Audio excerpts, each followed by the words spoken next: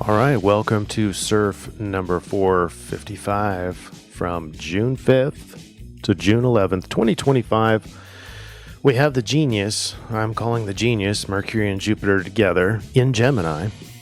They're going to make a conjunction and then move into Cancer pretty much together, and then we'll hit a full moon. So exciting energies and much to talk about in this report. We'll talk about not only the influence, but also the solution.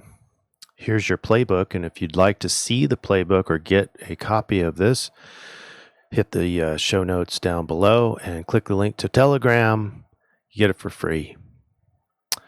All right, so we'll talk about the influence, and the influence is ruled by the Sun in Gemini, and then going in priority order, we have at the end of the week the full moon in Sagittarius. But just before that, you have the Mercury conjunction with Jupiter in Gemini. Those will go, and there's a square that we're going to talk about. There's a lot of nuances there, but basically Mercury, Jupiter go conjunct in Gemini, and then walk into Cancer hand in hand. And at the beginning of the week, it's hard to imagine, Venus going into Taurus is a big energetic deal. But in this list that is prioritized in terms of intensity, it's number 4. So that shows you just how strong these energies are, with Venus going into home of Taurus, being number 4 out of 4. And then in the background, remember, we've got the Neptune sextile Pluto cosmic liberator happening in the backdrop. Real slow, real quiet. Nobody's talking about it. It just feels like, with the headlines just clamping down even more, these chains clamping down, but in the backdrop, it's going to take some time, but slowly, but surely, Cosmic Liberator is going to do its work. And then the I-Ching puts it all together and kind of estimates more of a repairing the damage kind of thing. And this is for sure, you have to include all the attributes, all the energies, all combined into one.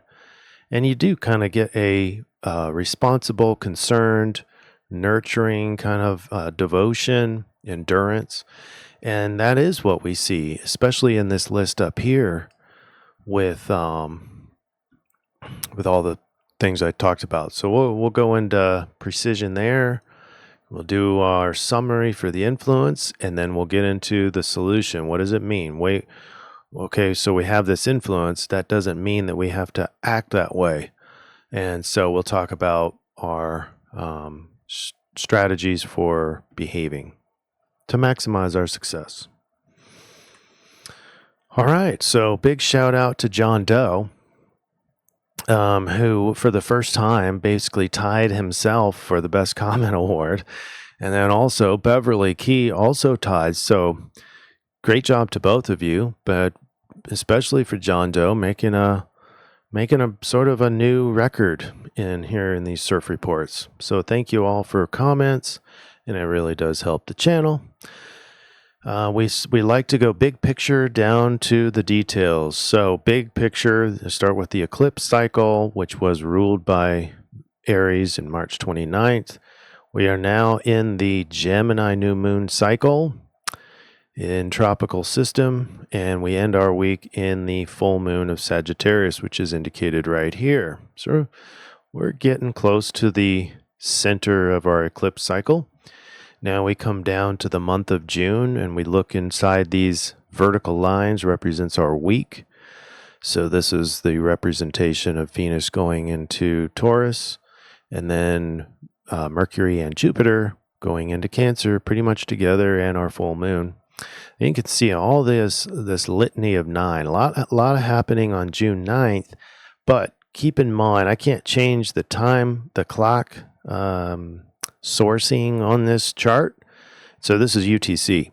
And so really all these things happen, at least in our time zone that I'm going to show you in these charts, is the 8th of June. 8th of June is a lot. Okay, I normally don't do this energy graph the way it is, just because there's so many things that are changing throughout. I couldn't figure out one line to represent this. So each one of these lines represents a kind of a milestone, but an energetic shift. And the first shift is Venus into Taurus on Thursday. And then on Sunday, you have Mercury and Jupiter, who were hanging out in Gemini, to go exact in Gemini, very late Gemini. And then together, they're going to be going into Cancer. So there's definitely a shift in how we think, for sure.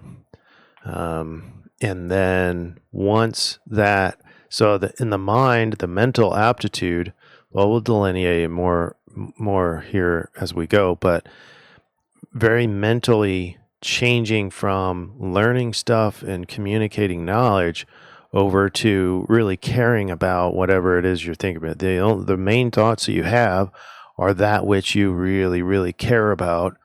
And it might be enhanced in empathy, really understanding other people. And there's a positive edge to it with Jupiter. So, and there's also a square that we need to talk about as well. And then round out this big, bold full moon in Sagittarius with the end of our week on Wednesday. All right, now day to day, Venus goes home into her domicile of Taurus.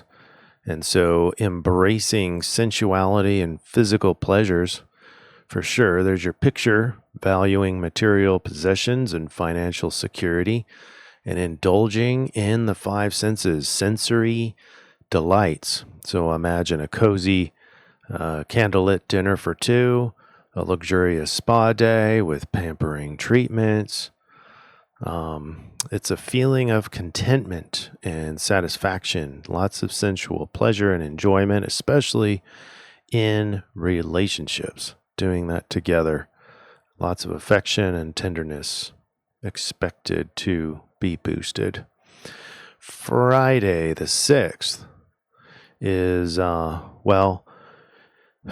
let's go look at what's obvious here. You have a growing square, but as we look at the actual degrees, like in Neptune and Saturn in Aries are at 0 and 1 degree, respectively. But Mercury and Jupiter still hanging out in late Gemini. So this square, although it looks terrifying, it'll get stronger once these Mercury and Jupiter goes into Cancer. That's when this really becomes a thing and gets monumentally stronger. But let's go over the timeline for what we have circled here, because there is a timeline. Mercury and Jupiter are technically in a roughly 4 degree orb, so getting stronger, and they're both in Gemini. Jupiter kind of in a foreign land, in a detriment to Gemini, so has to work a lot harder, and so you're going to see a profound attempt to get Jupiter up to par, and it's going to work a lot harder in finding the positive nature, finding the wisdom in things. And with Mercury is really able, especially after getting finished with the combust, full on in domicile of Gemini, can assimilate all these wise things. So it's a complete mind. It makes rational sense, or it seeks rationality. It communicates it very well. And we have Jupiter trying hard to be himself, and you're going to see a lot more wisdom in there. But again, timeline. So with a conjunction all week, up until Sunday, June 8th, this is Central Time, by the way, in United States, at 3:11 p.m., Mercury and Jupiter are going to be going exact at past 29 degrees of Gemini. And then 3 hours later, Mercury will be hitting Cancer. Then on the next day, within 24 hours, then Jupiter will be going into Cancer. And that's at 4:02 p.m. with a 2-degree orb of Mercury going into Cancer together. And we already talked about the square there, and then covering the moon is the waxing gibbous moon, which is growing, emphasizing all things Scorpio. The moon will need to progress into Sagittarius before our full moon begins. But on 7th of June, emotionally feeling a lot more empathy in the water sign of Scorpio, but can be more obsessed about that which you feel.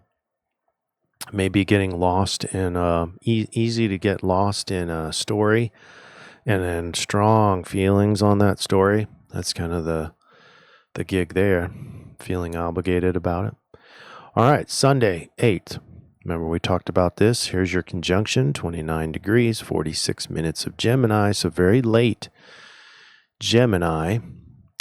And at this conjunction, still more appropriate to talk about the conjunction. And then we'll talk about the square once this pair goes into Cancer. So the conjunction in late Gemini is the expansion of mental horizons and intellectual curiosity, increased ability to communicate ideas, speak about those effectively, and the ability to synthesize information from various sources. And you're also assimilating higher levels of understanding versus just having Mercury and Gemini by itself. You do have this hardworking Jupiter in there enhancing the wisdom. So I'm visualizing like a bustling library or bookstore or coffee shop. And, people in this picture aren't really talking, but it's loud. I mean, not like a concert loud, but it's kind of echoey because people are chatting and laughing. They're all whispering, but loudly, and they're sharing ideas as they're consuming information. Or you might see a cluttered writer's desk, cluttered with notes and journals and manuscripts. There is excitement and enthusiasm, especially for learning and knowledge and truth-seeking. There's a joy in making other people laugh. And the Jupiter lightheartedness and the Mercury and Gemini wit but also makes people really think as that wisdom from Jupiter comes in there. And then a little bit later, so that was at 3:11, this conjunction at 3:11 p.m. Central Daylight Time.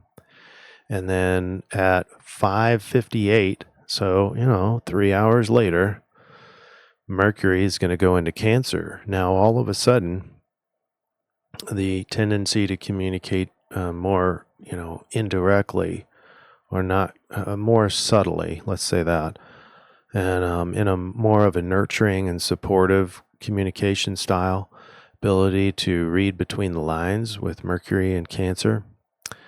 And so now the image is a person writing a heartfelt letter.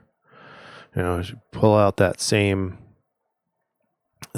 picture, but now it's more empathetic and caring and interpersonal than it was before.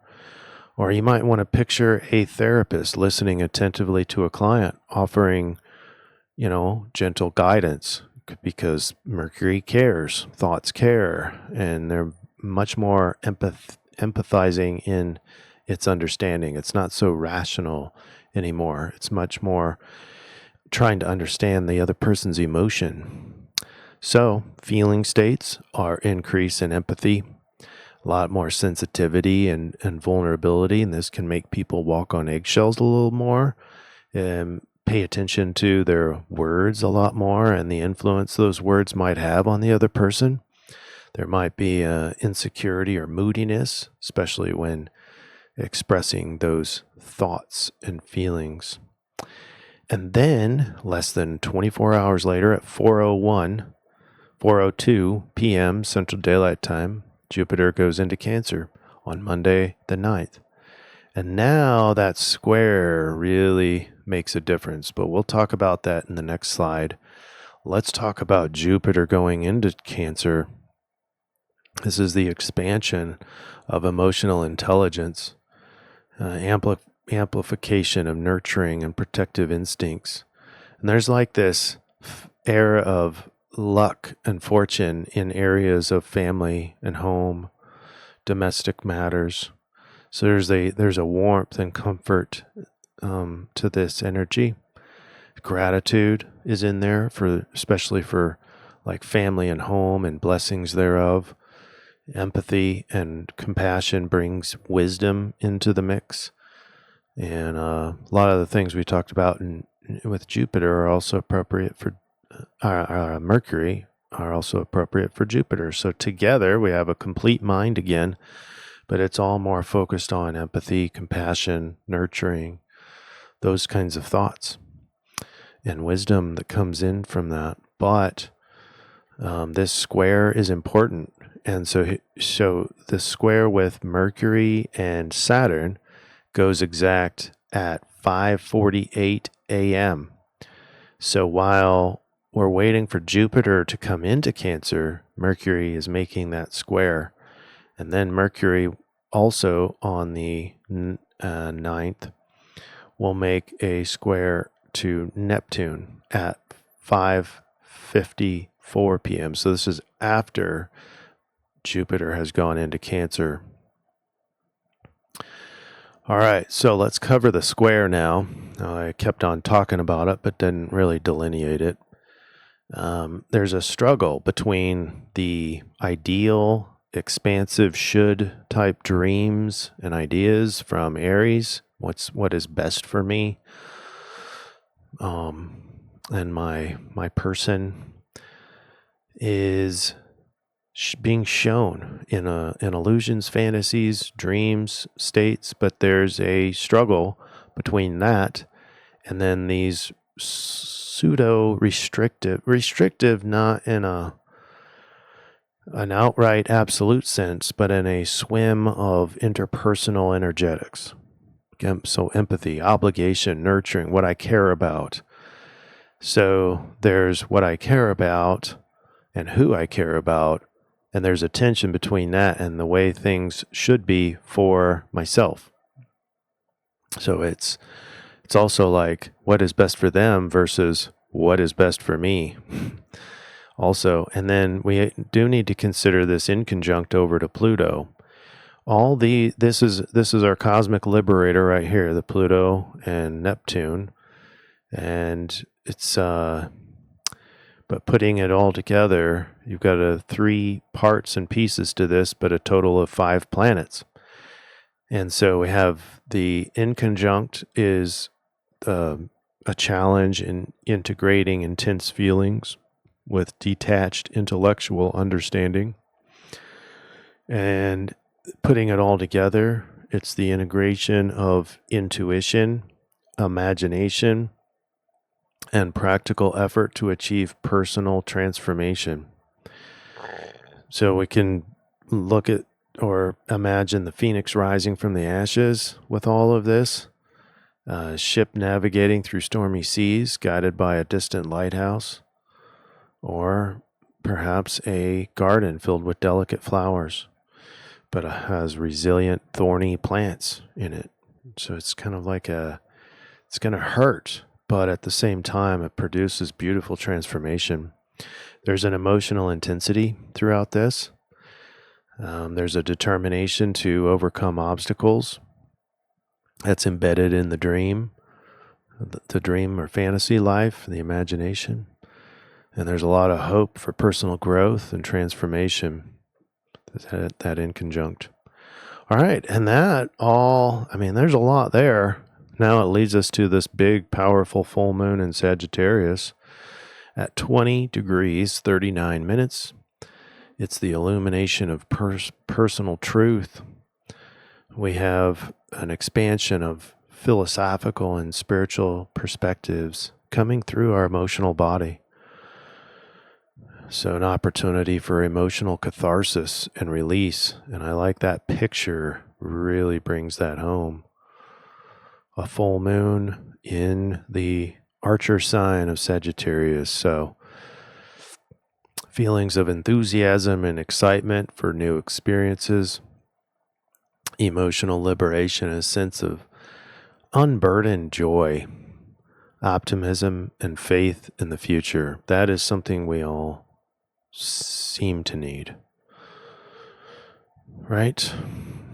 And then there's this opportunity to release and a catharsis, emotional catharsis. I'm going to put that into the solution, so don't go anywhere.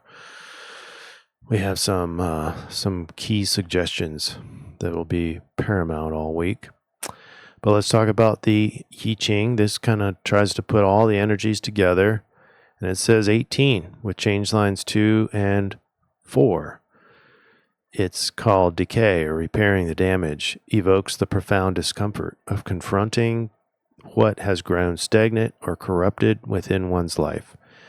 We're getting, according to this I-Ching, this week we'll be getting more and more understanding of the underlying corruption. Its influence carries a weighted melancholy, like standing in the ruins of something once beautiful while simultaneously feeling the first faint stirrings of renewal underneath. There's a curious emotional duality, a heaviness from recognizing past neglect, alongside a quiet determination that rises when facing difficult truths. When under its sway, one might experience both resistance to change and a deep yearning for transformation, creating an emotional tension that ultimately serves as catalyst for growth. All right. And before we get to the solution, let's summarize what we have here in our influence this week. So this is putting it all together. Here's the expected feeling states of the influence. It doesn't take a genius to explain how energetically powerful this week will be. I think that's not the word I used for Mercury conjunct Jupiter, but that's appropriate. The genius. There's a genius aspect to the first half of our week, and that's Mercury conjunct Jupiter in Gemini. But then the full moon in Sagittarius awakens expansive emotional wisdom, while Mercury's conjunction with Jupiter in Gemini sharpens mental clarity to unrecognizable heights. As these planets move into Cancer together, they deepen our capacity for nurturing and protecting the insights we've gained. Beneath these cosmic currents runs a transformative force, the collective liberator, working steadily to guide humanity towards greater freedom and authenticity.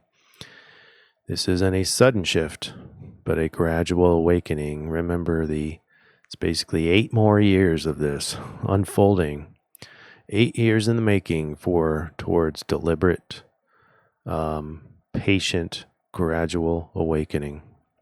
All right, there you have it. Now it's time to look at the solution. We're going to cover the I-Ching, the rave, and then we'll come back here to this slide once we get done with that. All right, put our change lines in and we get the Wanderer. And the Wanderer is absolutely appropriate for the full moon. Tropical Sagittarius is sort of the Wanderer. But we're looking for behaviors.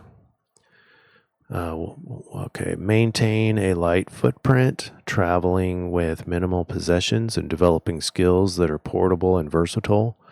So it's basically, what do we call that? Simplifying, but minimalism. There you go. The actions typically involve observing local customs with respect and attention before engaging, while maintaining appropriate emotional distance and self-sufficiency. But if you think about it conceptually, the Wanderer is about being curious instead of being sure about everything. Things are changing. And so even if you're not physically wandering around the world, you should be accepting the reality as a new reality, because things are changing and shifting so fast now. All right, here's our conversion chart. So we're converting from tropical. So the full moon is the biggest energy of the week. And so we plot that and we get Rave Mandala 26, gate 26. And we just are outside of Ophiuchus in Sidereal Astrology. So we get Scorpio. And this unlocks the collective are expected to experience heightened awareness around censorship issues, historical revisionism, and information management. Questions about who controls narratives and what truths are being suppressed may surface globally. There may be revelations about hidden information or suppressed memories coming to light.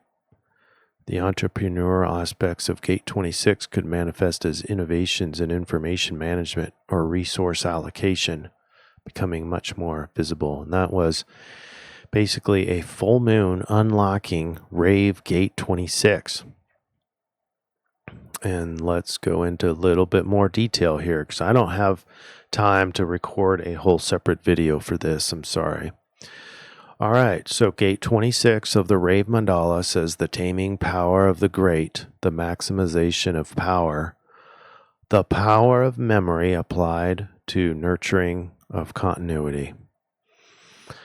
Okay, this gate is 26, located in the heart center. So you look on your human design chart and see if it's defined or undefined. When defined, you have a natural ability to remember what's valuable and important. You can intuitively know how to manipulate resources for maximum benefit and might be drawn to entrepreneurial activities. You're naturally equipped to handle material matters and bring value to others. But what if your Gate 26 is undefined? Well, you may struggle with knowing what memories to hold on to or let go of. You might be inconsistent with resource management or be overly influenced by other people's values around material resources. And then we get into line 4. It's called censorship, the alteration of memory through elimination. Start thinking about this from a full moon aspect. Full moon is a great time to release, sacrifice, give back to the moon, especially those things that aren't helpful for you. So now think about this line, the ability through censorship to save the collectivity from itself, the power of the ego maintained through forgetting. Forgetting is a form of sacrifice. The use of censorship to maintain the status quo, selective memory, and fear of unrestrained consequences. This is the decrement. The power of the ego maintained through selective memory. So let's quickly go through. Here's your picture. But what does all this mean? The increment is ruled by Pluto, and it represents the transformative power of selective forgetting. And by the way, this is one of the most important things about just the power of REM stage, dreaming, is that it gives you the ability to exterminate certain thoughts. And without REM, you lose that ability. And so part of this suggestion that I won't mention later, so this is the only time to remember that good sleep, I know it sounds so weird, but really good sleep is a secret to this line because it gives you better ability to forget, to cull the memories that are not helpful for you. All right, so but big picture, in waking life, practice discernment about which information truly benefits the collective and study ethical frameworks for information management. Develop compassion for how information impacts vulnerable people. And then on the decrement side, this is ruled by Saturn, and it represents the restrictive aspect of censorship. This is the fear-based control of information and memory to maintain existing power struggles or structures. The ego maintains its strength through selective memory that avoids challenging the status quo. So we want to include a little bit of this, but not go too far into it, just like we want to do with the increment. And so practical ways of bringing Saturn into this line and this dynamic is to examine your fears around what would happen if certain truths were acknowledged. Practice radical honesty about your motivations for controlling information. Create safe containers for processing difficult truths, and develop courage to face unrestrained consequences of the truth coming out. All right, that is not the complete list, but it does give you some idea of how to balance this line out. But big picture, realize this issue is going to be heightened, especially around June 11th, when the full moon happens, plus or minus 24 hours, because it's going to unlock this gate and line called censorship. And we've been under quite a bit of censorship. It's always there in some forms or fashion, but it seems to have gone hyperbolic, especially since the COVID era. All right, there you have it. Now let's go to the final slide and read the summary. Okay, so quite an interesting triangulation. So you've got the Wanderer, you've got censorship. It's not just censoring, okay? I mean, we talked about how to balance all that out. It's more than just censoring, period. We have the waxing gibbous moon that invokes some certain behaviors, and then we are using sidereal Scorpio. So whatever we are doing, we want to do it intensely, passionately, mysteriously, secretively, powerfully. But it is an interesting triangulation. So what do we do? Well, obsessed about past memories. This is the absolute best time to cull those from your existence by sacrificing them to the full moon. Take the obsessions in particular that aren't helpful for you or others and sacrifice those. There's a lot of different, you can look up how best to ceremoniously sacrifice, whether it be, writing a letter and burning it, or the candle, the Chinese candle thing where you're attaching it up to a hot air device and floats away, or you can do all sorts of other extinguishing things, like throwing the obsession written on paper into a fire. But what's left when you do these memory extinction? Well, you're left with newness, curiosity, and seeking. So practice becoming a passionate and intense wanderer, curious about and adaptable to other viewpoints, adaptable to unknown lands, new versions of history, trying out new technology, or just meeting the new neighbor. Be curious this week. That is the antithesis of obsessive, right? And that will complete this new moon picture. Your new secret power, thinking Scorpio, could be to observe, explore, and master anything new that enters the collective. New for the collective means an opportunity to understand it first, or at least early. There's so many things happening, so many transformations happening. Technology is included in there, processes are included. Hell, even financial stuff. New, hopefully massively new, because this old system ain't working.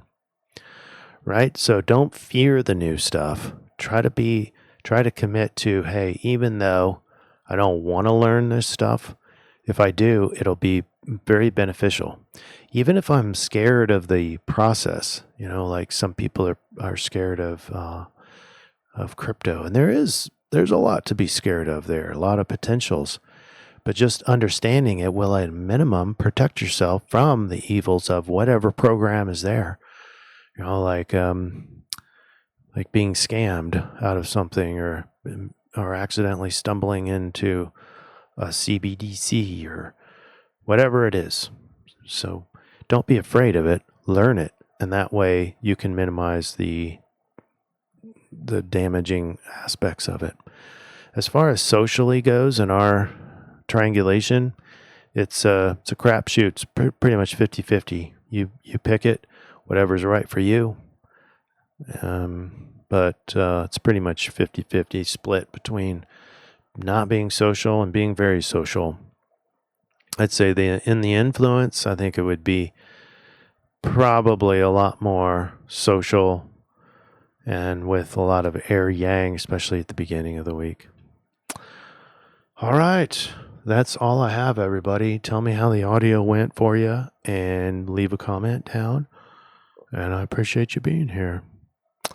We will see you probably on Wednesday for a DreamBot run. And we'll explore the related information there. All right. Take care. Namaste.